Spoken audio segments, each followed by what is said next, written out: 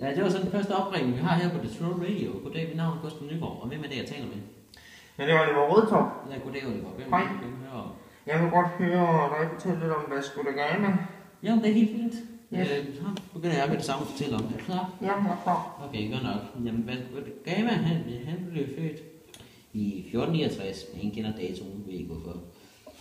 Men han var en portugisisk opdagelsesrejsende, som nåede Indien af søvejen syd om Afrika i 1498. Vasco da Gama fulgte i fodsporene på Bartolomé Dias, som var den første, der rundede Kap det Gode Håb. Mærken navn, spørg mig ikke hvorfor. Han blev født i Tien som den yngste søn. Jeg ved ikke hvor mange. Hans far var guvernør i Tiens, og moderen var af engelsk oprindelse. Som ung blev han skolet undervis, kan man også sige, i navigation, matematik og astronomi af jødiske lærere. Ved ikke hvorfor det er vigtigt at vide. Og efter skolen blev han flådeofficer ved hoffet. Som flådeofficer ledede han forsvaret af de portugisiske handelsstationer på Guinea-kysten imod franskmændene. Han deltog desuden i krigen mod Kastilien, som var en del af Spanien. Han blev sendt afsted af kong Manuel den første af Portugal i 1497 med 4 skibe og nåede 20. maj 1498 Indiens vestkyst. Da han kom tilbage til Lissabon, blev han adlet og udnævnt til admiral af Indien. I 1502 blev han afsted. Undskyld larmer, vi har sådan lidt støj i baggrunden, der er ved at blive bygget op. En ny bygning, så det må I undskylde. Ja, hvad så kommer jeg til?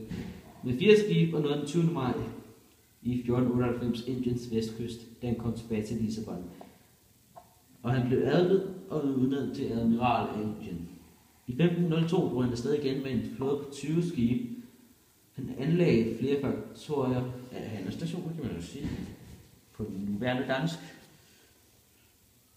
på østkysten af Afrika. I enten sluttede han venskab med flere fyrster og besejrede Calicut. Han vendte tilbage med 13 riglastede skibe og udnævnt til greve af Venezuela. I 1524 blev da Gama af kong Johan den 3. udnævnt til vicekonge af Indien og sendt afsted på ny ekspedition Under denne døde han af malaria den 24. december, juledag, i 1524.